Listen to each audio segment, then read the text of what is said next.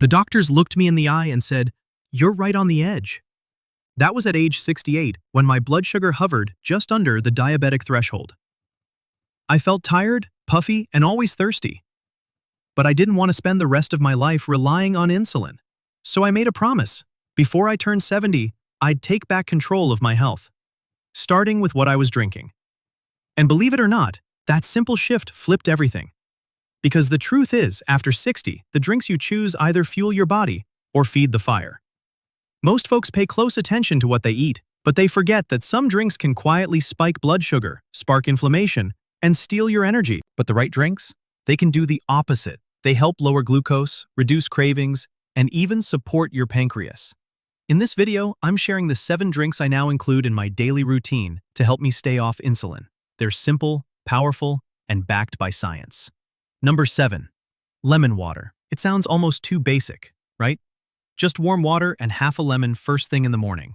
But this tiny habit became my daily reset. The first time I tried it, I didn't expect much. Just figured it was better than starting my day with coffee and creamer. But within a few days, I felt lighter. My stomach wasn't as bloated, and my energy didn't crash mid-morning. Later, I learned why. Lemon water helps your liver function better, and that's key for regulating blood sugar. After 60, our metabolism slows way down, like an old pickup truck trying to start on a cold morning. Everything moves slower, including how we process sugar. Lemon water warms up the engine.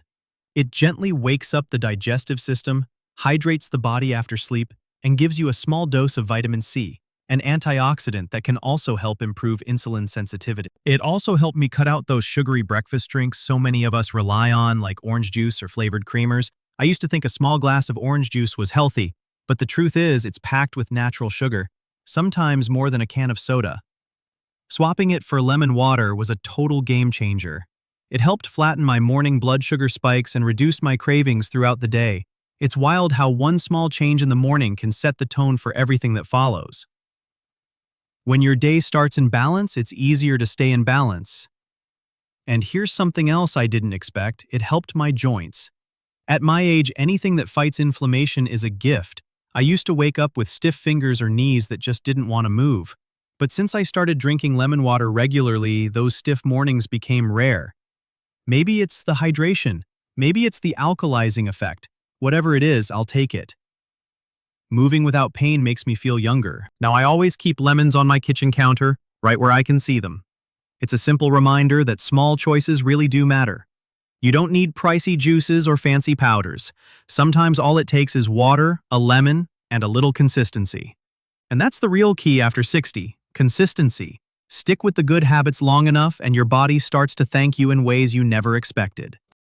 Green tea was one of those drinks I always heard about, but never really believed in. It seemed like something you'd see in health ads, not something for folks like me who grew up on coffee and sweet tea.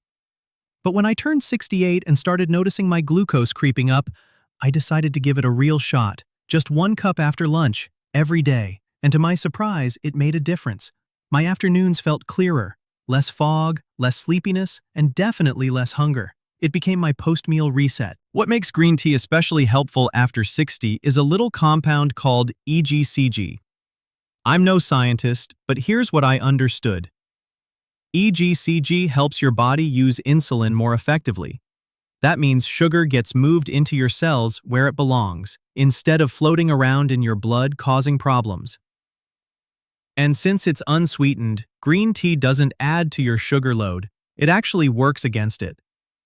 I like it hot during the colder months and iced in the summer. No sugar, no honey, just tea leaves and water. It tasted a bit bitter at first, but after a few days, my taste buds adjusted. And I noticed I wasn't as bloated. Green tea works like a gentle detox. Not the kind that sends you running to the bathroom, but a steady, clean feeling in your gut. It really helps settle my digestion, especially after heavier meals. And those sugar cravings I used to get like clockwork around 3 p.m., they started to fade. Another thing I love, it doesn't mess with my sleep. I stopped drinking coffee after 2 p.m. because it kept me up at night. But green tea has just the right amount of caffeine to give me a gentle boost without stealing my rest. And that's a big deal, because bad sleep and high blood sugar go hand in hand. Better sleep means better blood sugar control, and green tea helped me with both. Now I keep a jar of brewed green tea in the fridge right next to the milk. It's easy to grab, easy to sip, and it's part of my daily rhythm. No fancy brands, no trendy labels, just basic loose leaves or regular tea bags. I drink it, not because it's popular, but because it works. And when you're doing everything you can to stay off insulin, every little edge matters. This one, it gives more than it takes. Number 5. Apple cider vinegar drink. I'll be honest, when someone first told me to drink vinegar, I thought they were joking. I mean, who wants to start their day with something that smells like pickles? But then I read that apple cider vinegar could help manage blood sugar spikes, and I figured, why not? I had nothing to lose. So I started small, just 1 tablespoon in a big glass of water before dinner. I didn't love the taste, but the impact on my numbers made it worth every grimace. Apple cider vinegar works kind of like a guard at the gate.